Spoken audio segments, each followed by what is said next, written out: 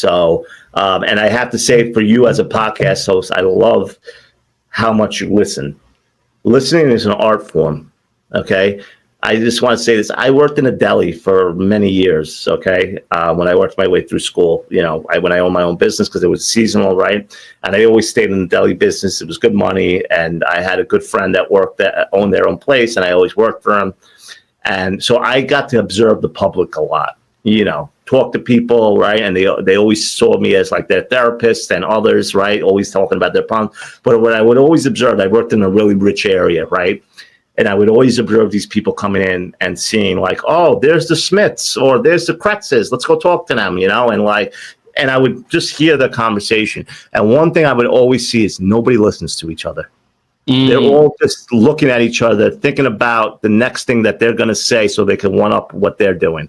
Oh, my kid's doing this. Well, my kid's actually here. And I could see it in their eye contact and everything. Nobody's just, they're always rebuttaling, right? They're never just saying remembering what this person did or asking how this person is. So it's an art form of listening. And that's one thing that I always noticed. And I always said to myself, I'm going to be a good listener.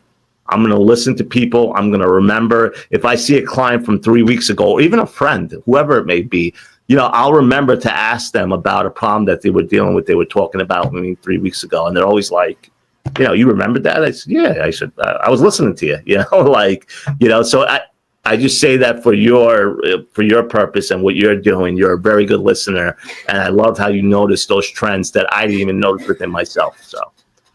Oh, yeah. Thank you so much for that. And for people who are looking for a good book that helps them actively listen, it's a book called Never Split the Difference by Chris Voss.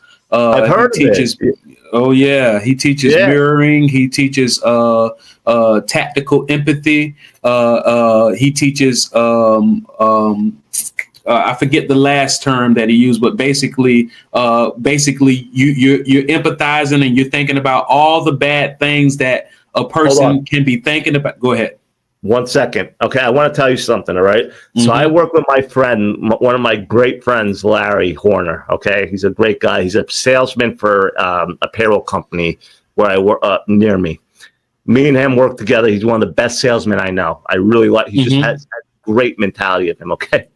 So we talk every day, probably, or every other day we talk on the phone. So I'm texting him. I say, I need a really good book to read. All right. This was Friday at 1:30. I go, Larry, I said, do me a favor, recommend the book for me in regards to sales. Okay. And I'm going to show you the screenshot of it. Never Split the Difference. Absolutely. Literally, that was 2 days ago. Look at that. And now you just recommended the same book. What are the odds?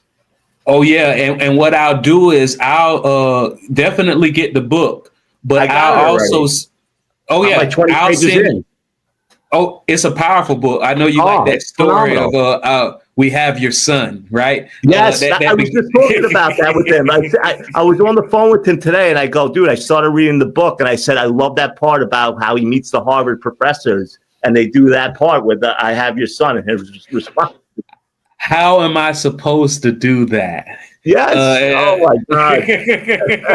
It's a very powerful book. And what I'll do is I'll send you a presentation that I did recently. It's called How to Network to Your Network and Your Bank Account Work. And what I did was I took a lot of Chris Voss's strategies for negotiating deals, and I applied it to having a meaningful conversation.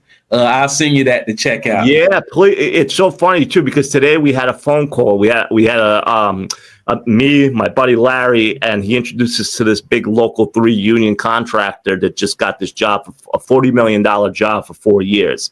So he's going to. We had a meeting with him. He wants to use our services, and we were talking about the book.